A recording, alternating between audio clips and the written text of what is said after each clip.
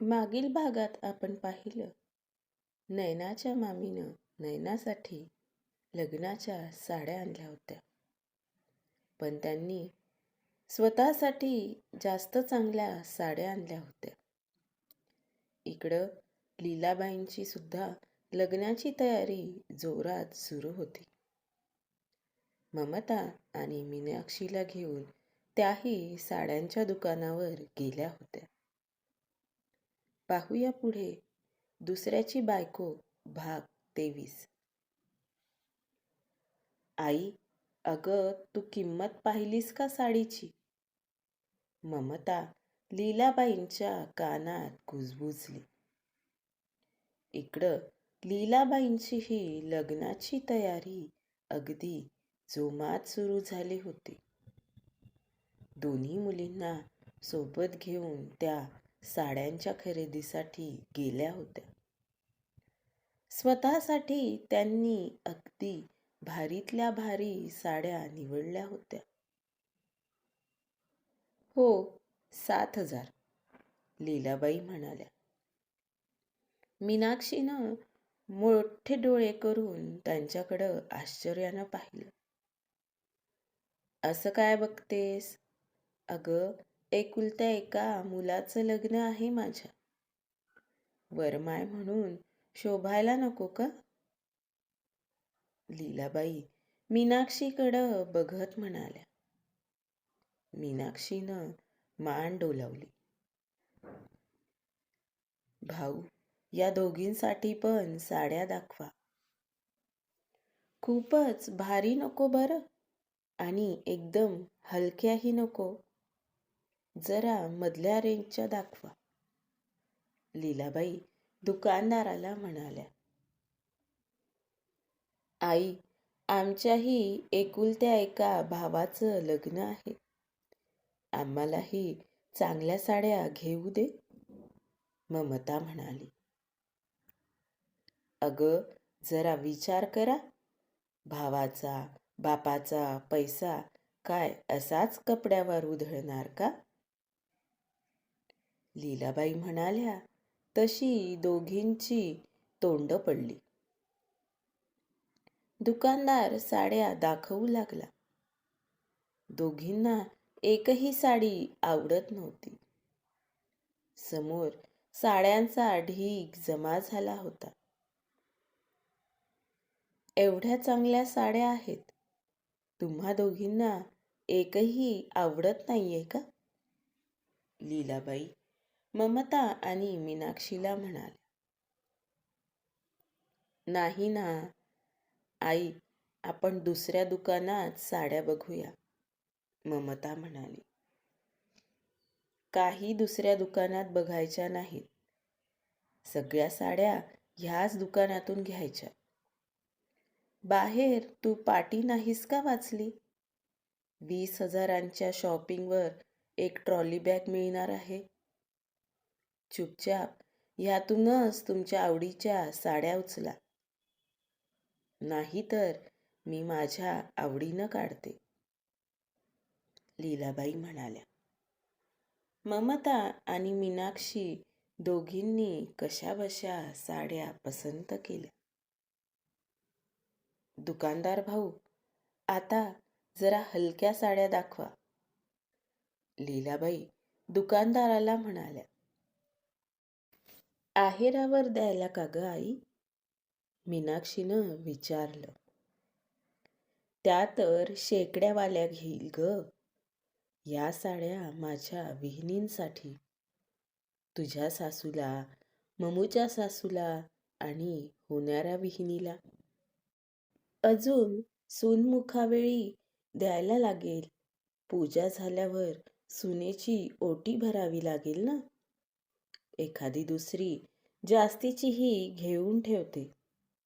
उगी कुणी म्हटलं तर नवीन साडी चटकन देता येते, लीलाबाई म्हणाल्या. विहिणींसाठी हलक्या साड्या, ममता म्हणाली.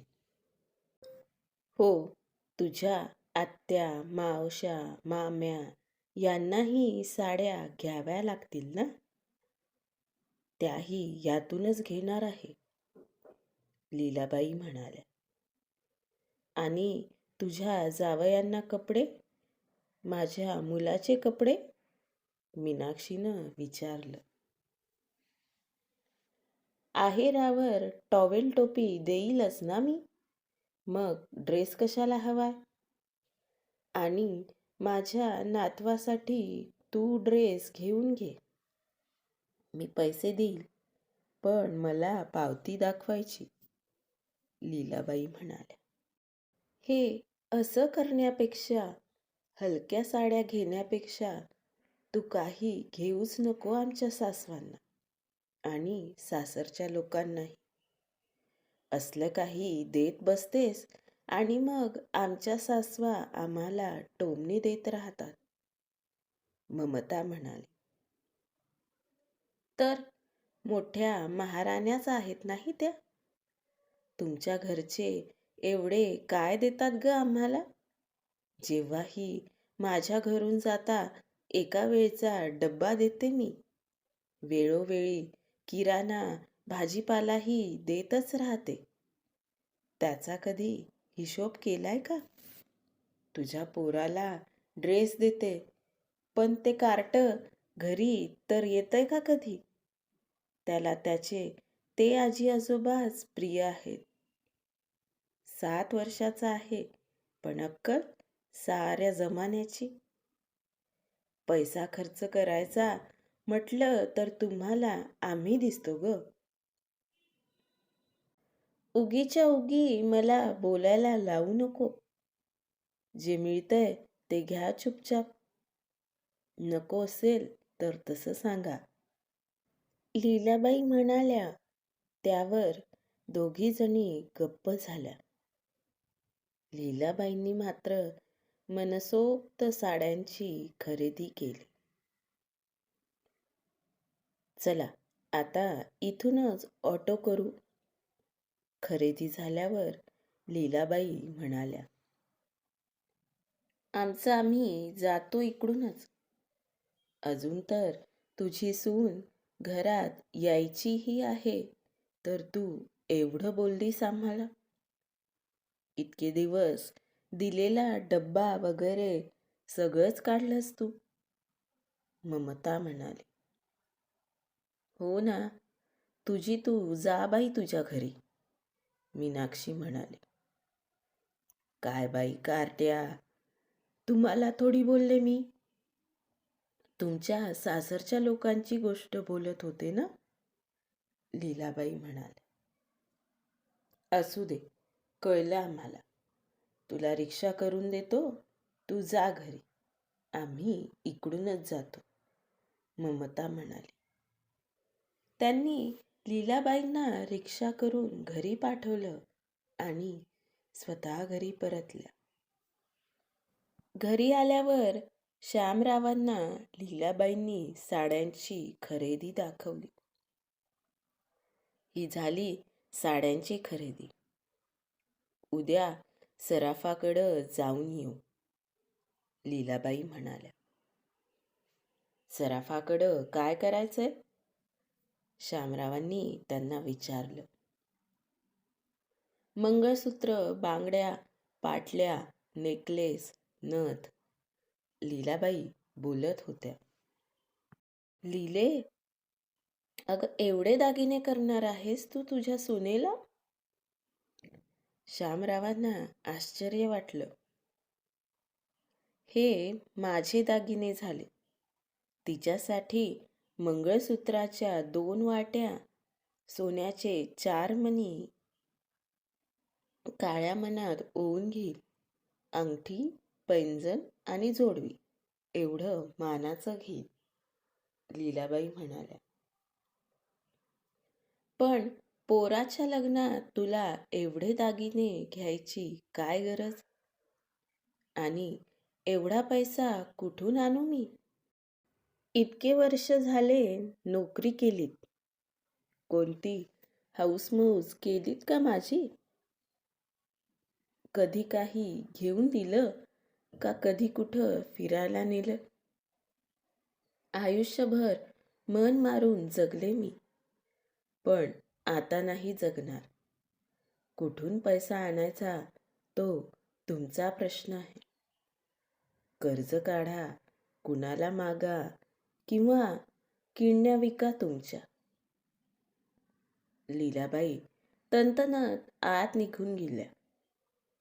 श्यामराव पैशाचा हिशोब लावत बसले.